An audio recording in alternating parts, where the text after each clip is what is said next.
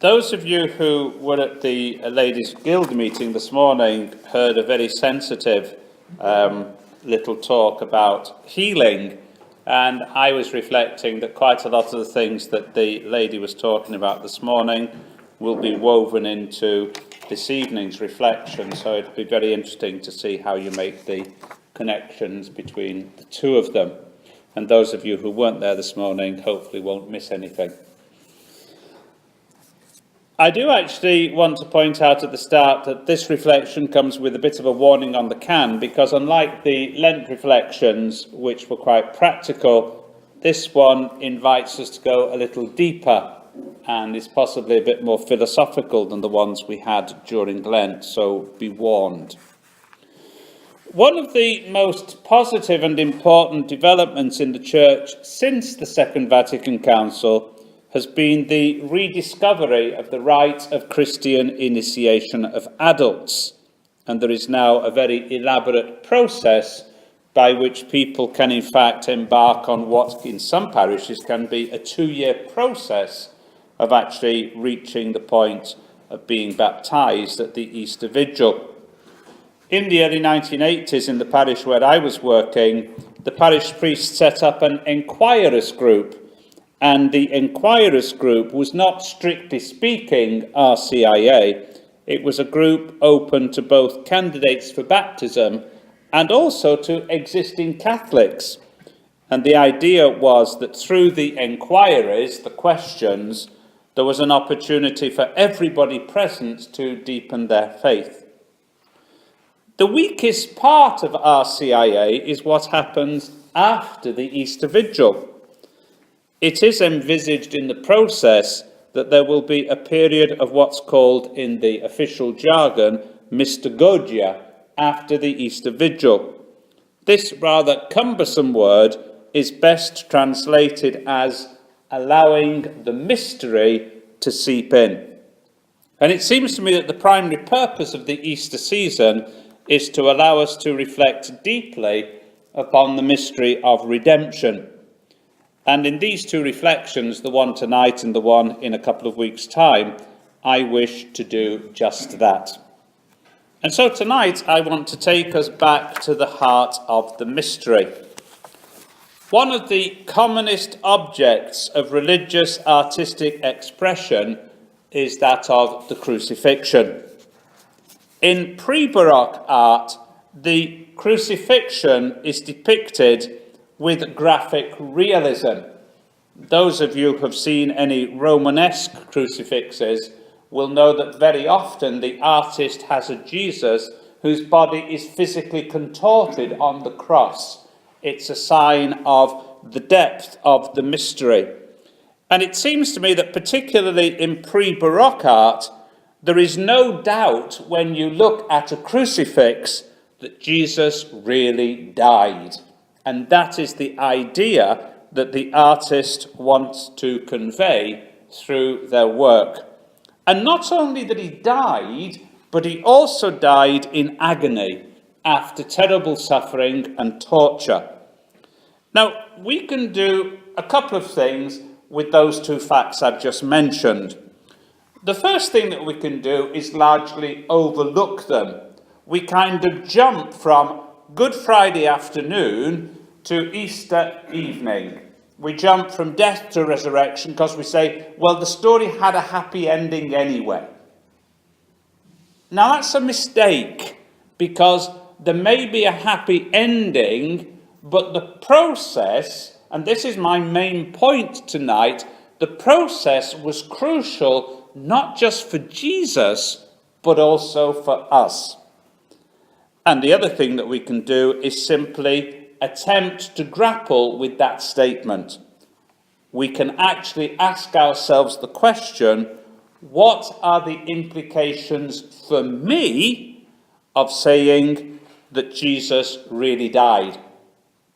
In answering that question, I believe we discover something about human nature, and we also discover something about the nature of God. And that's what I want to do this evening.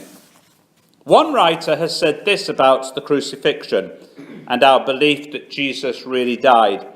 He says that if we truly believe that Jesus died on the cross, then we can speak of the, and this is a lovely phrase, we can speak of the emancipation of creation, both of being fallen and of being mere creation.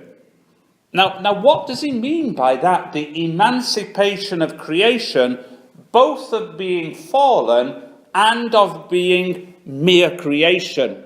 Well, the two authors that I immediately think of when I heard that sort of phrase, it in a sense at sort of 1800 years distance. Because on the one hand, Paul, throughout his letters, speaks of the parousia, the second coming, when the whole of creation will be restored to the Father. That's how Paul puts it. He says that at the parousia, the risen Christ will restore the whole of creation to the Father. Now, if it's being restored to the Father, there can be nothing defective in it. So how does that process of ridding creation of all defectiveness, and remember, every one of us is part of that creation, how does that process take place? And the other author that phrase, the emancipation of creation, actually reminds me of is the great Jesuit theologian and writer Pierre Teilhard de Chardin. And he speaks of the omega point, the point to which creation is tending. And creation is tending to its glorification, its transformation in the power of Christ. Now, why we all find that difficult to follow is every one of us in this room is going to die. And we know it. We know that our bodies, no matter whether we are 40 or 70 or 80, our bodies are made to die. So we are pulled down by creation. And Jesus' death on the cross attempts to liberate us from that sense of being pulled down by creation. So when this author speaks about the emancipation of creation, both from being fallen and of being mere creation, he's saying Jesus' death makes it possible to believe in my individual participation in his resurrection. But you can't short-circuit the process. And that's what we very often do for a whole variety of reasons. I also want to refer to two quotations from my favourite poet, T.S. Eliot. Early in his poem, Choruses from the Rock, Eliot has this to say: all men are ready to invest their money, but most expect dividends. I say to you, make perfect your will. I say, take no thought of harvest, but only of proper sowing. And that's a very interesting idea. Take no thought of harvest, but only of proper sowing, and make perfect your will. And what Eliot means by making perfect your will is the same thing that Paul talks about in the letter to the Philippians. Paul puts it this way in the letter to the Philippians: you must put on the mind of Christ. You must change radically your way of seeing things and your way of doing things. And putting on the mind of Christ is about allowing the Father to take over the direction of our lives. It's about handing over our lives, not at the time of our death, but here and now, so that God may use them for his purpose. And if we read the Gospels clearly, carefully, this is something which preoccupied Jesus throughout his ministry, being faithful to what his Father wanted him to do. It reached its climax in the Garden of Gethsemane when Jesus said, if it's possible, let this chalice pass me by, but let not my will, but thy will be done. And if you look in John's Gospel, throughout John's Gospel, Jesus is stressing that he wants to do the will of the Father. If that's good enough for Jesus, it has to be good enough for us. When Eliot characterises our lives as being preoccupied not with the thought of harvest, but only of proper sowing, he is reminding us that our object here on earth is to cultivate our hearts and wills so that they may be fertile ground for God, making ourselves open so that God and God's Spirit may work through us. And that's a very appropriate thought. This Sunday will be at the midpoint of the season of Easter, and very quickly our sights are moving towards Pentecost, and Pentecost is about the outpouring of the Spirit. How many of us genuinely want to receive the Spirit? How many of us want to be transformed by the Spirit? Or do we just want to continue going along in the way we've been going on for 20, 30, 40, 50 or 60 years? That's the question we have to ask for ourselves. And it's the question we have to answer for ourselves. Of course, cultivation implies preparation and cleansing. It is often a laborious and tedious process involving many repetitions, and yet that is the model of the spiritual life. I don't know if I've told you this before, but when I was a small boy in my early teens, I used to go and work in a farm. And on one occasion, one spring, it was actually March, April rather than May, in one occasion, the farmer left me in a field with a huge trailer. I mean, it was a trailer almost as high as this room. And he said, just spend the afternoon taking the rocks off the ground. But it's a very salutary experience, just spending an afternoon, apparently wasting time, but of course, removing stones from ground. First of all, it avoids the machines being damaged. Secondly, it makes cultivation better. And it's actually a very therapeutic process. And to some extent, that's what the spiritual life is. The spiritual life is about taking away the obstacles. And of course, the biggest problem we have is the most difficult obstacles to get rid of are the ones we put there ourselves. Not the ones other people put, but the ones we put there ourselves. The obstacles that we put in our own lives are the ones that have to be removed if we are going to be fertile soil so that God's Spirit may work through us. And that was the process that Jesus had to go through by dying on the cross. Before I return to that same question, let me offer you a second observation of Eliot. It concerns the desert, the place where we were invited to enter at the start of our Lenten journey. Eliot has this caution for us. You neglect and belittle the desert. The desert is not in remote southern tropics. The desert is not only around the corner, the desert is squeezed in the tube train next to you. The desert is in the heart of your brother. The good man is a builder if he builds what is good. So the desert, in fact, is that barren space which actually, I believe, exists in each one of us.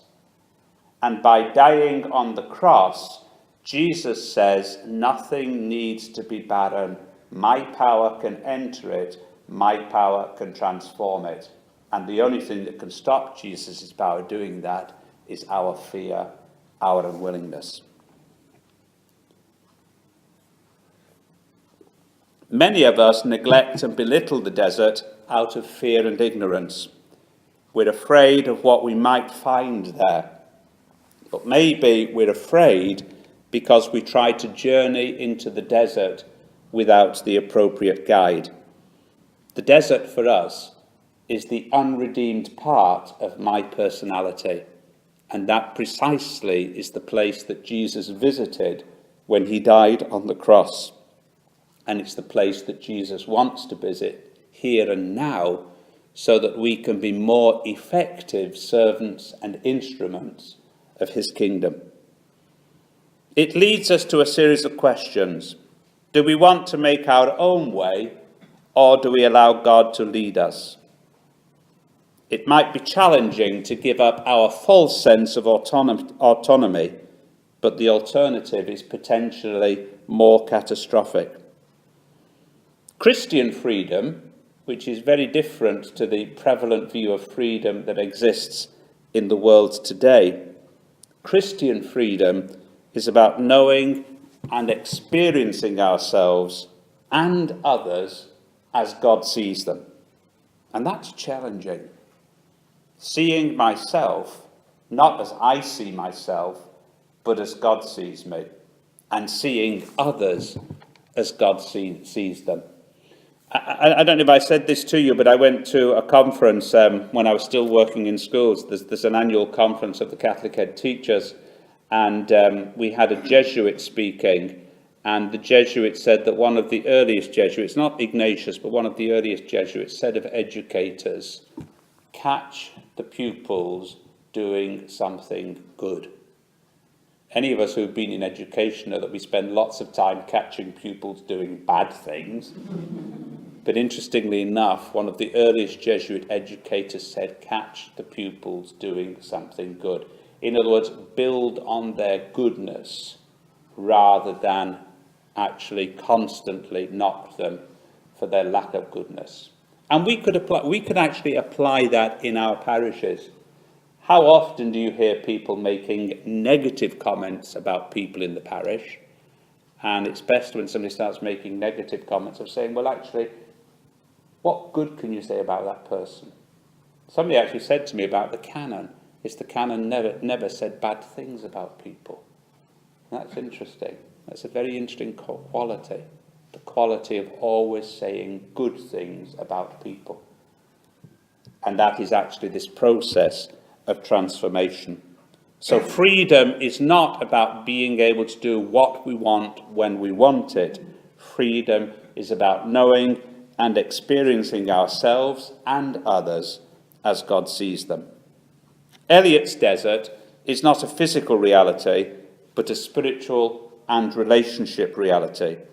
It is very similar to Jesus' injunction about praying, which we listened to on Ash Wednesday.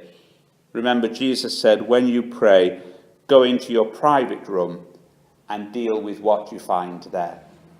The private room is the part of my personality that I try to hide from others and also think I can hide from God, but actually is the point where God wants to meet me because that's where he wants to transform me. There is a danger about not taking this process seriously, and the danger is that we don't take sin seriously. I find it fascinating, and I think I've said this to you before, but I find it fascinating that when I read people like John of the Cross, I haven't read Teresa of Avila, but I've read John of the Cross, I've read all of the works of John of the Cross, but when I read people like John of the Cross, the thing that I find fascinating is that these people who really get involved in this process of transfiguration and transformation are painfully aware of the presence of sin. Because, of course, as they get more and more into the light of God, they're aware of anything which actually can cut out that light. Whereas most of us have a kind of dull sense of sin, actually because we have a dull sense of God as well. Do you hear what I'm saying? And this dullness, do you remember in the book of Revelation, do you remember what the people are rejected for in the book of Revelation? They're rejected for their indifference, for their lukewarmness, is the word that's used in the book of Revelation. You're neither hot nor cold. And that's the thing that irritates me, God says. And of course, Eliot's got that lovely phrase in one of his poems. He said they were a decent, godless people. Which is a lovely phrase, actually. You know, they were a decent, godless people. And to some extent, we cultivate that sort of view. We're decent people, you know, but are we really people filled with the Spirit? Are we people really filled with God? And that's the challenge for us. A real challenge for us is to examine where we find ambiguity, falsehood, twisted thinking, and a deadening of conscience in our lives. because this is where we have to allow God to walk during these days, so that we may be delivered from their power over us. In other words, we have to be aware that there is a conflict. As you know, I began my journey, my Camino journey in Le Puy-en-Velay. And in the 10th century, there was an Archbishop of Le Puy called, I can never say his name, it's Goddesalc. That's the nearest I can do it. But Archbishop Goddesalc set off in the mid-10th century from Le Puy. And he walked, or he travelled, I suspect he had a horse, but he travelled from Le Puy to Santiago. And then, of course, he came back. And when he came back, he built a chapel. And it's still there. It's the most iconic. Any of you who've ever seen a picture of Le Puy-en-Velay will have seen a really conical little hill with a chapel on top of it. Anybody ever seen it?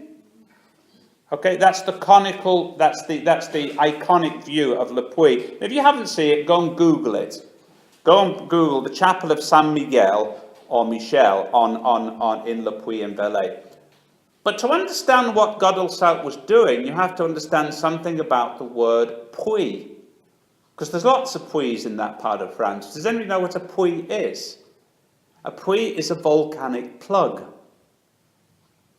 Now, that is deeply significant because, of course, volcanoes come out of the bowels of the earth. They break through the crust of the earth. They're terribly destructive.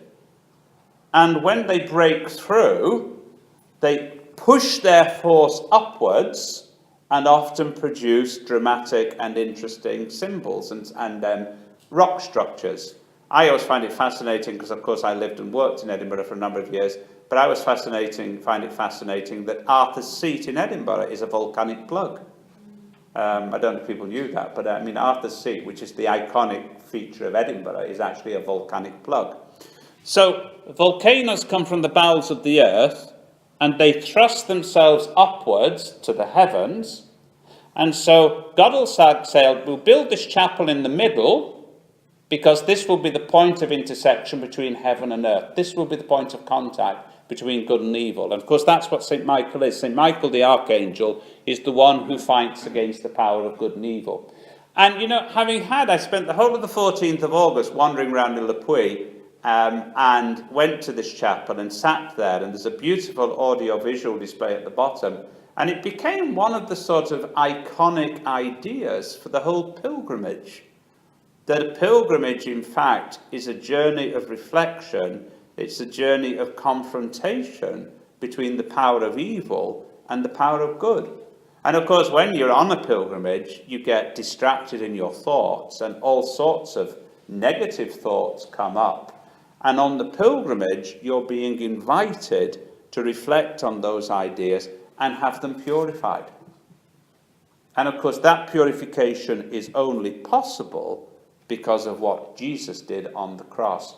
In his own person, he confronted the power of evil. And by confronting it, and by facing up to all of its negativity, he actually destroyed its power. And by destroying its power, he opened up a new path for us. But we have to go through the same process in our own lives. We have to have the courage with Jesus to actually break the power of evil in our own lives. And it's an ongoing process.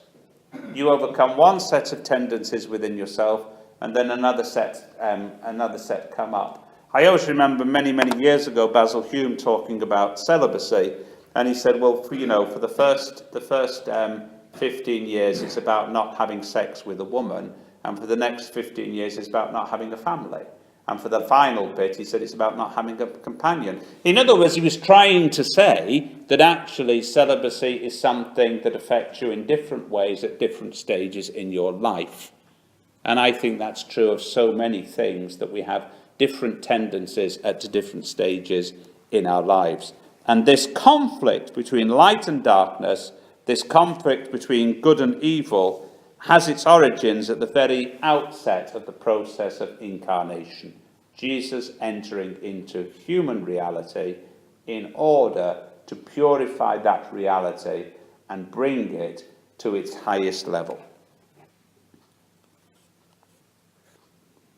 So I want to say today that by saying that Jesus really died, we are actually saying that he was reduced to chaos, that he was tortured and broken in body, that Jesus was desolate and abandoned in spirit. But by doing that, he actually enabled us to see a way out of the dead ends of our life. Above all, we assert that in his nakedness and powerlessness, the consequences of hatred were both manifest and destroyed. I just want to say one word here about nakedness. Prior to the crucifixion of Jesus, the Jews found the Roman practice of crucifixion both barbaric and repugnant. It was repugnant because the victim for crucifixion was executed naked as a sign of their total humiliation. To observant Jews, this was the ultimate degradation, the denial of a person's dignity. Of course, Christian artists could not bring themselves to show this reality. Indeed, when they did, the church authorities took steps to cover up what they had depicted. I'm not sure how many of you are aware of this, but Michelangelo's painting of the Sistine Chapel was about 90% naked figures. And the subsequent pope said they've all got to be covered. So somebody went in doing nice little loincloths for all... No, they did. This is true. Somebody went in doing nice little loincloths for all the angels and for all the human figures, including God, because Michelangelo's creator was originally naked, and all these loincloths were put in. Now, you could say, well, that's okay, that's perfectly decent. Nobody's ever put a loincloth on Michelangelo's David in Florence. But what is that saying? It's saying something about the fear of the process being real. It's actually symbolic about a process that we all do. Last year during my pilgrimage, I encountered something quite remarkable. On leaving the town of Conques, which for me was about 8 days into the pilgrimage, and climbing steeply out of the valley, because Conques is hidden. It's hidden. I mean, you actually go down dramatically and you go up. It's a full hour, with your rucksack on your back. It's a full hour of real hard climb to get out of Conques. But on leaving the town of Conques and climbing steeply out of its valley, I travelled over 8 kilometres through rather unremarkable country. After another half kilometre, the path runs close by a chapel dedicated to St. Roche. St. Roche is a saint that nobody's quite working out who he was, but he features in that part of France. Since it was my practice to enter any open church or chapel, I did so on this occasion. As I was leaving, having said my prayers, I noticed 2 modern stained glass windows. In one of them, and with exquisite sensitivity, the artist had depicted a naked Christ on the cross. By allowing himself to be totally humiliated, Jesus sends us the powerful message that there is nothing beyond his power. There is no ill in us that he cannot heal. As one of the fathers put it, the unassumed is the unredeemed. We have to believe that God enters into every aspect of reality and thus opens it up to the possibility of transformation. I don't know if anybody wants to ask a question. I couldn't see my watch, didn't know what time it was. Or should we go on? Anybody want to ask a question? I think I would like to say you raised the question of the canon, and I think maybe, I don't know whether Sheila's here or not, but I would like to raise the question that the canon didn't actually say what he did say was, if you haven't got anything good to say about it, then don't say anything. Don't say it. Yeah. He added, actually, you must travel a mile in somebody else's shoes before you know exactly what situation they are in. That's a good maxim as well. I like that.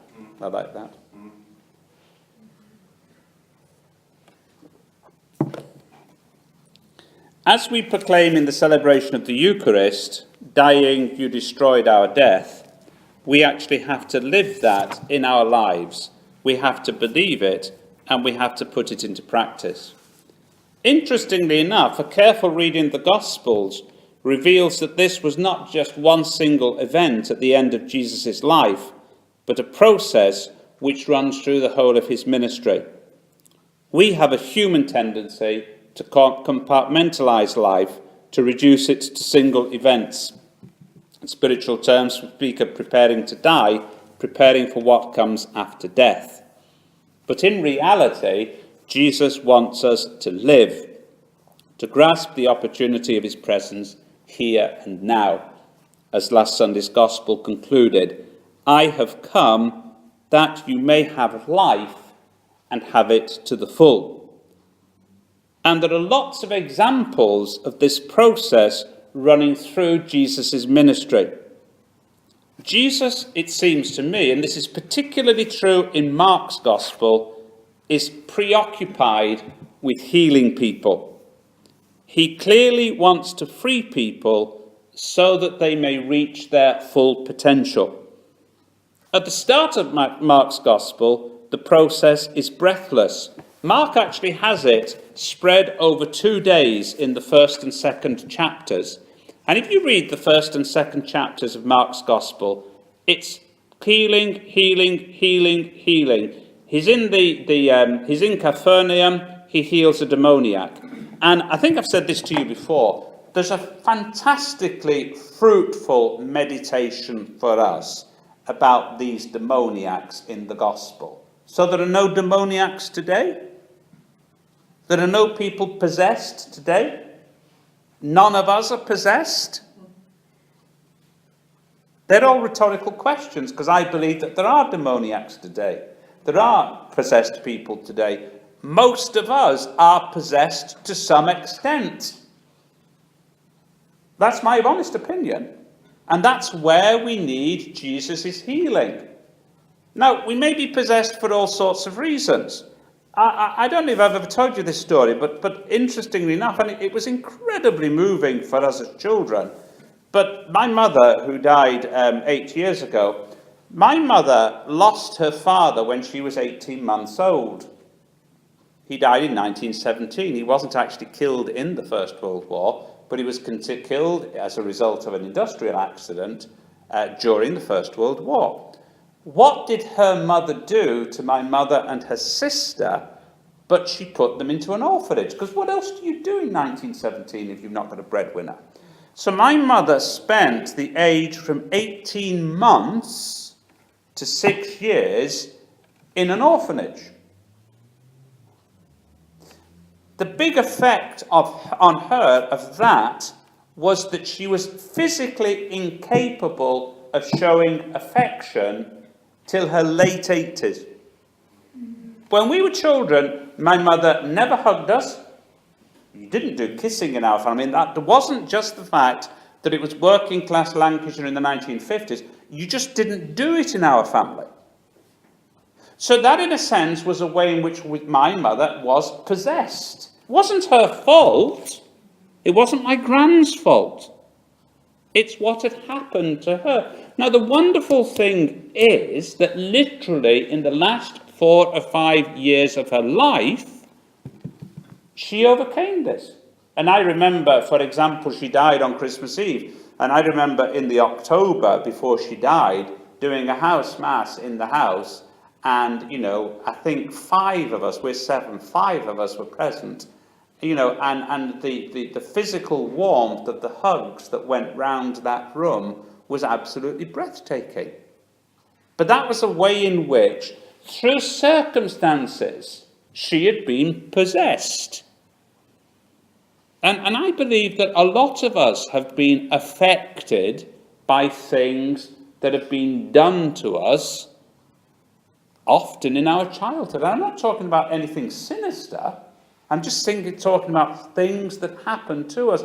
So when Jesus goes around curing demoniacs, I'm not suggesting you're all raving lunatics, but when he goes round curing demoniacs, it's a symbol.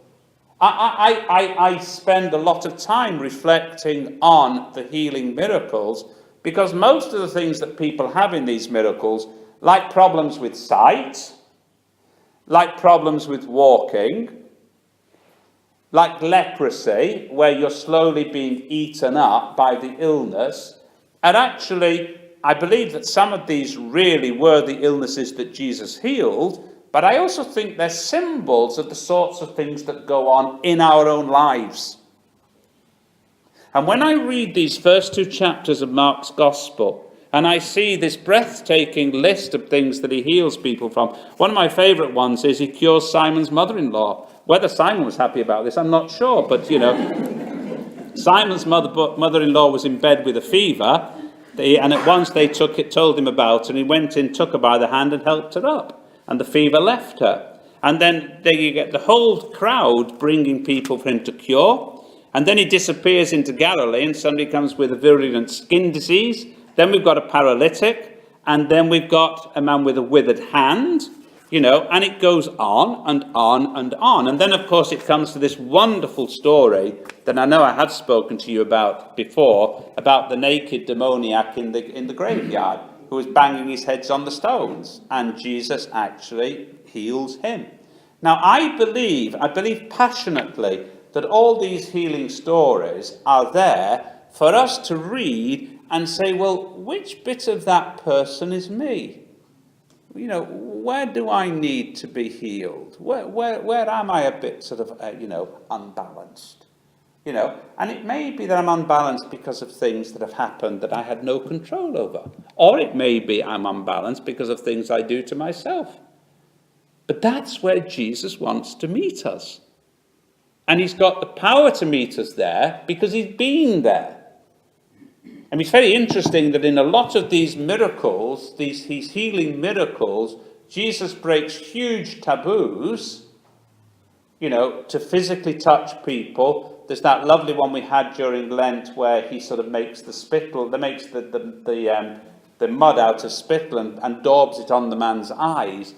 This touching them, breaking taboos, touching lepers, is all part of the same process. He wants us to be free. And I think it's very painful for God when he sees everybody that he's created going around unfree, going around maimed to some extent, really, both physically and spiritually and emotionally. And he wants actually to do something about it. And he can do something about it because of the power of having died on the cross. And that takes a leap of faith. That takes a leap of faith for us. It takes a leap of faith, first of all, to admit that, well, maybe I'm a bit unbalanced. Maybe I am a bit crippled. Maybe I'm a bit blind, But that's where we should be. So, I know you're supposed to be reading Matthew's Gospel, but if you want to look at the way in which healing is absolutely at the heart of what Jesus is doing, then read Mark. And there is one little aspect about this, which of course is very provocative for us as well. This healing of the demoniac happens in the synagogue.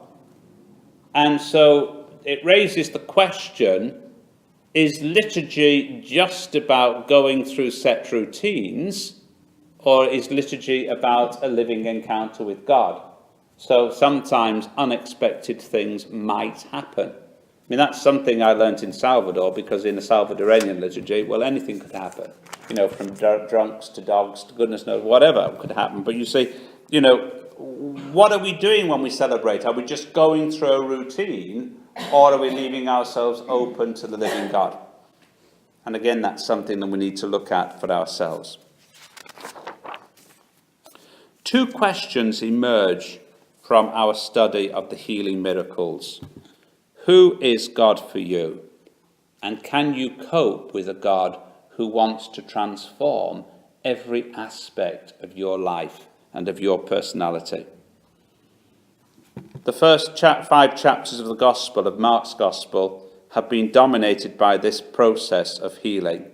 And there's a clear message for us. If we wish to be wholehearted in our following of Christ, then we have to allow Christ to redeem us from every obstacle which holds us back. There's a lovely phrase in the Psalms, and remember the Psalms were written 500 years before Christ, and it says, I kept it secret and my frame was wasted. And that's pre-Christian, that's the Jewish tradition. I kept it secret and my frame was wasted. Bring it out into the light of prayer, bring it out into the light of your relationship with God, and healing is possible. And of course, remember this, the word salvation has got in its root the word for health, salus. So salvation is about being restored to full health. It can only take place through the process of, in a sense, destruction. And that's the message of saying that Christ truly died on the cross. Because he, having been destroyed and still being able to actually rise beyond it, reminds us that no matter how frightening we find the process, God, in fact, and God's Spirit will make the process ultimately successful. The process of purification is a process of the true follower of Christ. And it's not something that is just true of the New Testament, it's also true of the Old Testament. As Jesus said himself, it is not the healthy who need the physician, but the sick. I have come to call sinners to repentance. One friend of mine has said this about the Last Judgment. It will be a divine healing operation on a colossal scale. The challenge is to begin that process here and now. The challenge is to trust in the power of God's Spirit to make that possible. As the dead Jesus inhabits the abode of the dead, he is inviting us to clear out our graves. Remember that the shorter version of Mark's Gospel ends not with an appearance of the risen Christ, but with the empty tomb. A key symbol of Jesus' victory is that he walked with death and destroyed death's power. And that ultimately is what we are called to believe. There is another aspect of this which is also helpful to us. It concerns Jesus' injunction in the Sermon on the Mount, do not judge. This is an injunction to stop imprisoning or destroying one another by our condemning attitude. God's judgment is not like this. God's judgment is a manifestation of his faithful love. Judgment is not about condemnation, it is about forgiveness and healing. Yes, we have to acknowledge that we have done wrong, and above all, we have to acknowledge the opportunities that we have failed to grasp.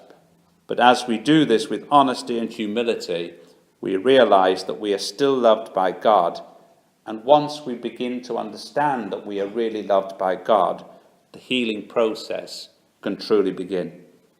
By really dying, by confronting the negative power of hatred, Jesus reveals the essential futility of hatred, its lack of real power, and he invites us to do the same, not just for ourselves, but for the whole of creation. A priest friend of mine was dying of cancer a number of years ago, and in the months before he died, he wrote an open letter in which he wrote about the final moments of his life. When he wrote the letter, he knew that his own death was imminent, which adds a power to what he wrote. And he wrote this towards the end of the letter. Do you know the story from Jewish legend? On Judgment Day, the question that God will ask of us is simply, did you enjoy my creation? Only recently have I discovered the wonder of the universe itself. My little knowledge of the wonders of the universe has expanded my mind and challenged most profoundly my understanding of God. Within the universe, there are all that is human and all that flows from human, and this is precisely what fills my wonder. Did you enjoy my creation? Where are the elements of wonder in your life? These are the questions which flow from our understanding that Jesus truly died on the cross.